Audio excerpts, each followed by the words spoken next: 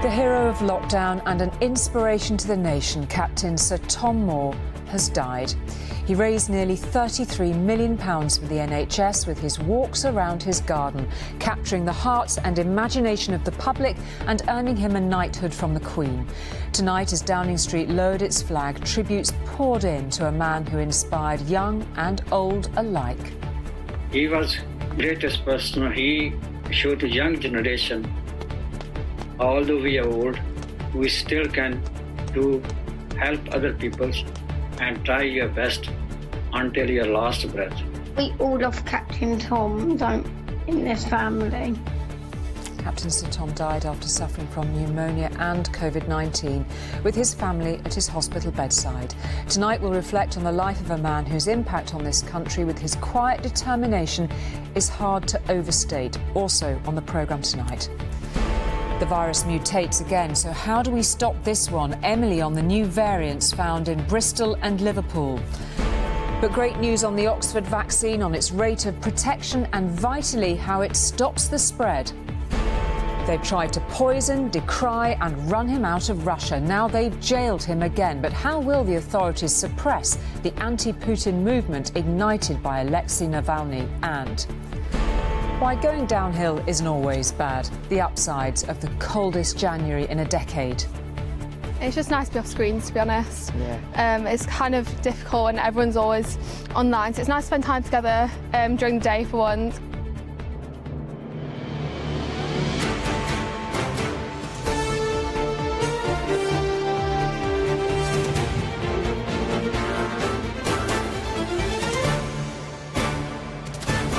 This is ITV News at 10 with Julie Etchingham. Good evening. Every single person who has died from coronavirus was special to someone, but throughout the pandemic, one person who became special to the whole country was Captain Sir Tom Moore. This afternoon, his family released the sad news that he had died. For 99 years, he lived his life out of the public gaze. 10 months ago, as lockdown gripped, his modest fundraising effort and gentle charm won the old soldier many legions of fans. His daughter's statement said, "The last year of our father's life was nothing short of remarkable. He was rejuvenated and experienced things he'd only ever dreamt of." Captain Sir Tom bore his mantle as a hero lightly, but he'd been one before, serving in India and Burma during the Second World War. He was from a generation familiar with wartime perseverance that has all but disappeared. But it stood him in good stead for raising more than £32 million for NHS charities. Among the wealth of tributes this evening, there was one from the NHS on Twitter. It read simply, "Thanks for everything, Sir Tom." Eventually we'll win, or we always do win in this country. Sometimes it takes time, but this time we will certainly win. With his special brand of optimism, just walking up and down his garden, Captain Tom Moore lifted the spirits of the nation when it needed it most. This afternoon, his family announced the end of an incredible life, saying, "The last year of our father's life was nothing short of remarkable. He was rejuvenated and experienced things he'd only ever dreamt of." At the start, the Army veteran had hoped to raise a few pounds for the NHS. The public response staggered him. It was only a little family joke, and look how it's gone global now.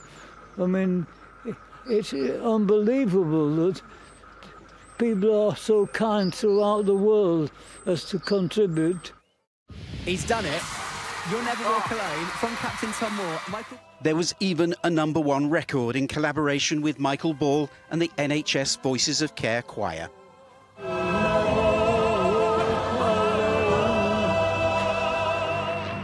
Many happy returns. Thank you very much. By the time he celebrated his 100th birthday with a card from the Queen, a record £33 million had been raised, and 140,000 other birthday cards were testimony to this old soldier's place in the hearts of the British people.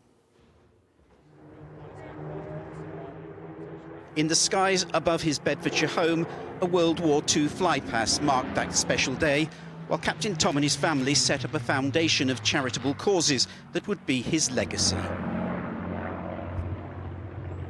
His efforts also inspired others. Former Scotland rugby captain Mike Biggar, who'd been paralysed in a car accident, found new strength to undertake a sponsored challenge of his own after seeing Captain Tom. I want to thank him for the splendid example he gave us. Also, for thank him for making me, guiding me to recognise what I could do and to get on and achieve it.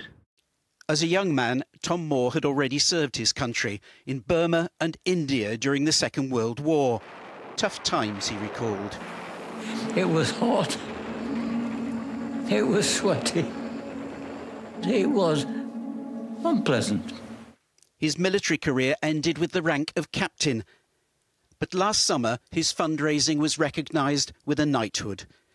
Captain Sir Tom Moore he became, with the Queen saying the amount he'd raised was amazing.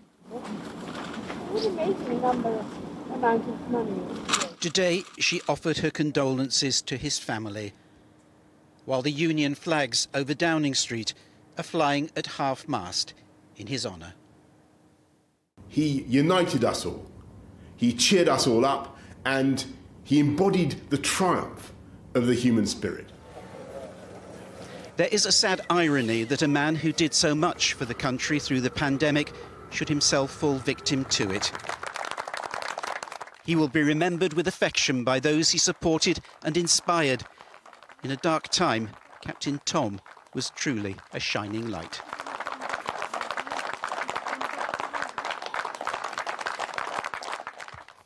Wasn't it just? In the place of Captain Sir Tom in the life of the country for the past 10 months was highlighted tonight with that light at a string of landmarks. A beautiful sight, and there will be many entries, of course, in the ledger of Captain Tom's legacy. There is his family, of course, and the money he's raised, nearly £33 million for 241 different charities. But he will also live on in the hearts of some of those who were inspired to follow in his fundraising footsteps. You are my elder brother. I'm very proud to walk with you for charity. Captain Sir Tom Moore had a knack of bringing out the very best in people, and where he walked, others followed. I'll be delighted to do that. That unstinting encouragement spurring on Rajinder Singh to skip for the NHS. Just one of the millions Captain Tom inspired to help others, making friends as he went. He was the greatest person. He showed the young generation, although we are old, we still can help other people and try your best until your last breath. And you'd hope to meet when all this is over? Honestly, we make a promise, and he said, "You're welcome, looking forward. We'll have a coffee together." And I was looking forward so eagerly until now. But it wasn't just his own generation who loved him. 6-year-old Tony decided if Captain Tom could take step after step for the NHS, then so could he, spending the first lockdown learning to walk on prosthetic legs, to the delight of his family and the man who inspired him. Well done, Tony. Haven't you done well? Today, this little boy's lost his hero. We all love Captain Tom, in this family. Yeah, we all loved Captain Tom, didn't we? Yeah. Yeah. And they weren't alone. His singing co-star Michael Ball tweeting, "Rest in peace, Captain Tom Moore. A wonderful life, so well lived, and a hero and fighter to the very end." From England's cricket team, of which he was an honorary member, R.I.P. Captain Sir Tom Moore, an inspiration to us all. With Catherine Jenkins, his favourite singer, writing, "Tomorrow will be a good day because of how brightly you shone in all our lives." Like Formula One driver Lando Norris, they were just some of Captain Tom's heroes who he got to meet as his fame grew. I'm sure that's where you'll get again. If you keep your driving as well as you're doing, you'll be the top man too. Thank you very much. I need to be asking you for some more tips when I'm driving. But not a single celebrity doubted who the real star was or matched the effect he had on others. Especially in such a tough time, when things aren't going well for everyone. It's nice to try and change someone's thoughts from negative to positive and think of the better side of the future. And I think that's exactly what he did. Sir Tom promised us a better tomorrow, And although he won't be here to share it, the man who started his walk alone has ended his journey, having inspired millions of us to just keep going. Rachel Younger, News at 10. And I'm joined now by Paul in the studio. And Paul, you spent quite a lot of time with Captain Sir Tom over these past months. I mean, amazing life, and he saved the best to the last bit of it, didn't he? He did. And how do you describe this man? How do you start, Julie? I guess we ought to start with thoughts for his very close family, particularly today. His daughters, his grandchildren, and the rest of them. Team Tom, we came to call them. As for the veteran himself, well, what a character. That sense of duty, always immaculately turned out, a wicked sense of humour, quite cheeky. Just a delight to be around.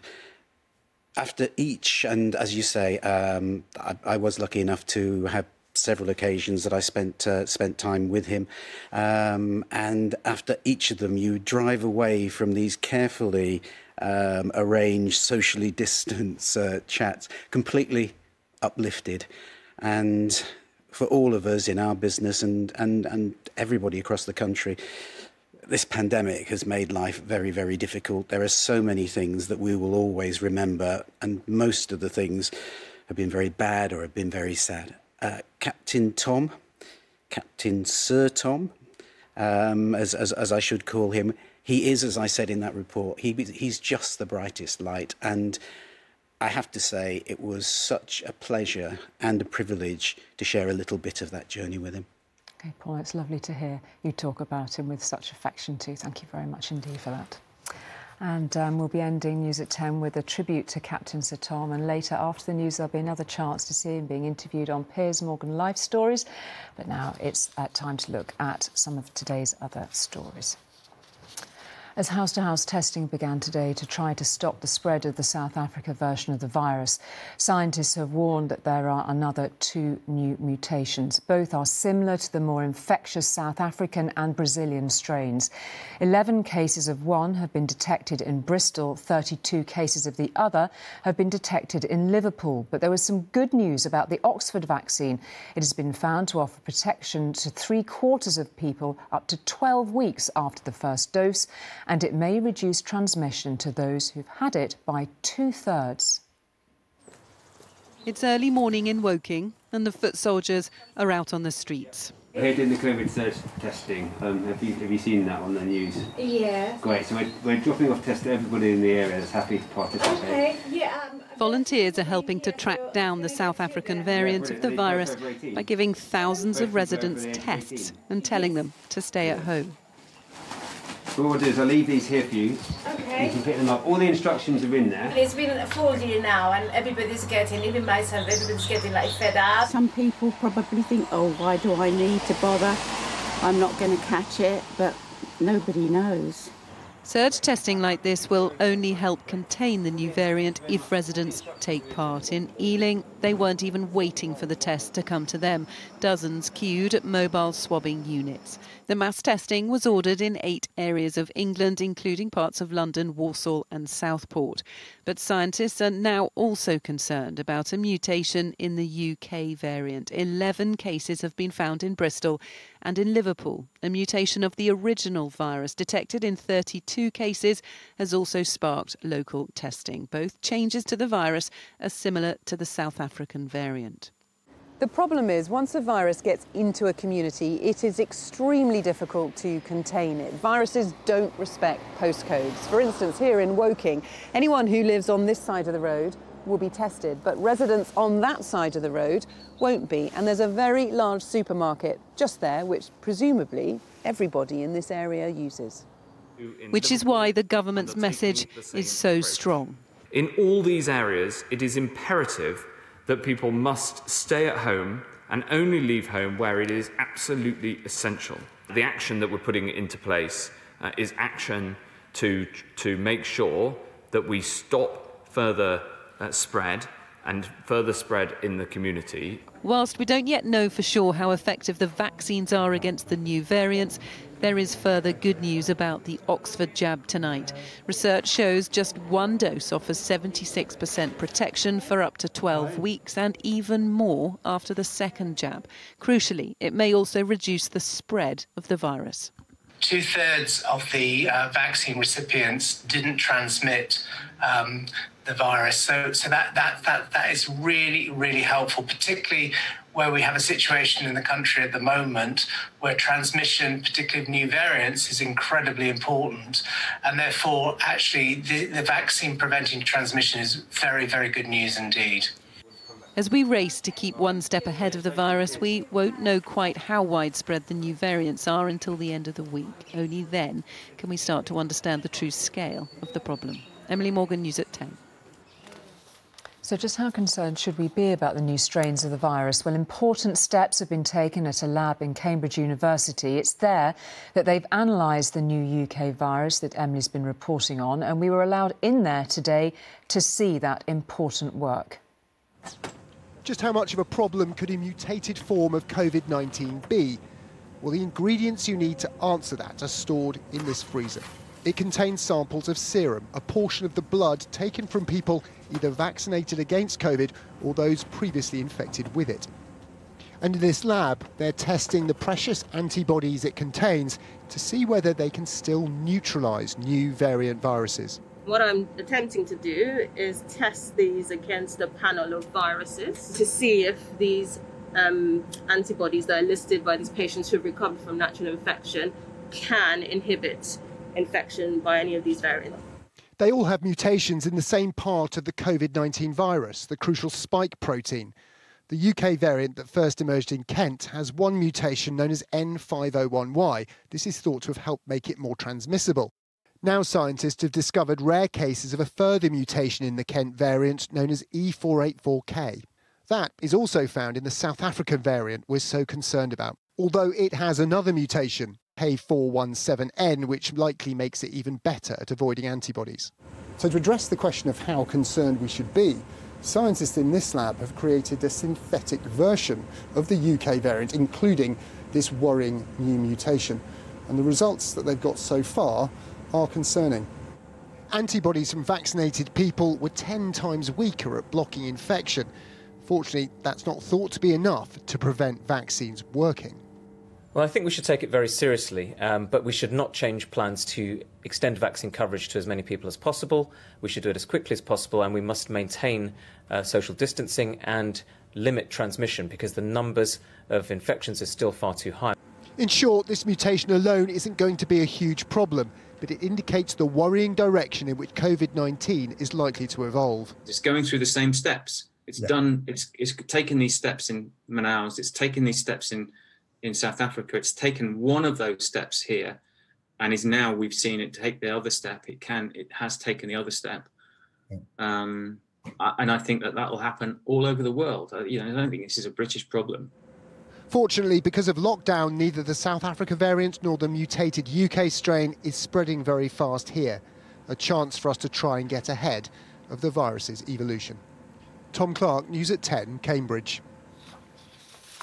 Away from COVID now, and after being poisoned, he believes, by President Putin, Russia's opposition leader, Alexei Navalny, showed absolutely no sign of being intimidated in court today. He labelled Mr. Putin a poisoner who was trying to scare huge numbers of people. As you might expect, it didn't do him any good. He was jailed for 3.5 years for, prosecutors said, breaking the terms of a previous suspended sentence. Riot police were out in force around the Moscow court. The Kremlin determined to silence those angry at the jailing of opposition leader Alexei Navalny. Inside, the courtroom calm, far from the protests which have echoed in Russian cities. President Putin's most dangerous critic arrived. Alexei Navalny faced charges of breaking his suspended sentence for alleged embezzlement. He rejected them, accusing Russia's president and security services of poisoning him. Navalny told the court, "Putin attempted to commit murder. I'm not the only one. Many know this already, and many others will. No matter how much he tries to look like a geopolitician, he took offence at me because he will go down in history as a poisoner." The Kremlin dismisses the claims. As the court sentenced him to 3.5 years in jail, Navalny looked far from intimidated by his fate. He returned to Russia more than 2 weeks ago after the attempt to poison him in Siberia last August. His detention on arrival sparked a fortnight of protests. Thousands detained in the most significant demonstrations in Russia for more than a decade. Britain's Foreign Secretary and others have condemned Navalny's treatment. Sweden's Foreign Minister made her objections clear, meeting Russia's top diplomat. I've also urged the release of Alexei Navalny and an investigation of the use of the chemical nerve agent. Now Navalny has been jailed. The Kremlin will hope they've done enough to silence their fiercest critic. But what happens on the streets next may prove them wrong. Neil Connery, News at 10. The man who's run Amazon since he founded it as an online bookshop nearly 30 years ago, Jeff Bezos, is stepping down as its chief executive. He's not giving up on the company, though, that made him currently the world's second richest person. Well, old Joel, our business editor, joins us now. Joel, this has come as a bit of a surprise in the last hour and is certainly making a few waves. What do you make of it?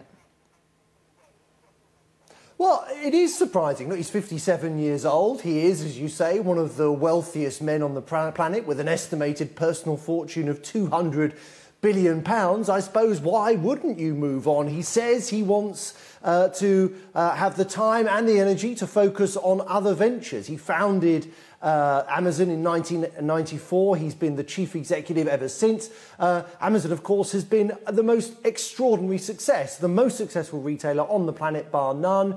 Here in the UK, it accounts for £1 in every 3 that is spent online and counting. Spending, of course, was moving online even before coronavirus, but that trend has accelerated to the great advantage of online retailers like Amazon and to the great disadvantage, of course, as we've seen, to established old high street names of the likes of Debenhams and Amazon. Amazon has posted record sales in the last 3 months of 2020. This is how successful the company is, of $125 billion. That's up 40% on the same time last year. No wonder Bezos has done so well. The road ahead, though, for Amazon does look challenging for precisely the reasons that I've explained. The internet has caused havoc. It's changed our shopping habits permanently. They will not shift back, even when this pandemic is over and restrictions lift. And there's a lot of questions being asked about Amazon's business model, and in particular, whether it should pay more in tax. That is not Jeff Bezos' problem anymore. He's got a successor. Andy Jass is the man who's taking over. OK, Joel, thank you for that. Now, the warning signs were there throughout the negotiations that post-Brexit trade arrangements could rekindle old divisions in Northern Ireland. Checks on goods arriving by sea from Great Britain in Belfast and Larne to the north have had to be suspended after threatening graffiti appeared aimed at those doing the checking. There's anger at what some people regard as a border going up between Northern Ireland and Great Britain. Cabinet Minister Michael Gove said the EU needed to help resolve problems with customs rules included in the so-called Northern Ireland Protocol. Freight traffic is flowing more smoothly through the port of Larne today. Many of the new post-Brexit checks on food and animal products have been stopped. Simmering anger at the checks within loyalist communities had turned into more explicit threats, including graffiti saying border post staff are targets. But the police don't believe loyalist paramilitaries are behind it. There is nothing to substantiate or corroborate the claims made in this anonymous information that paramilitary organisations are involved in threats or intimidation towards staff at points of entry.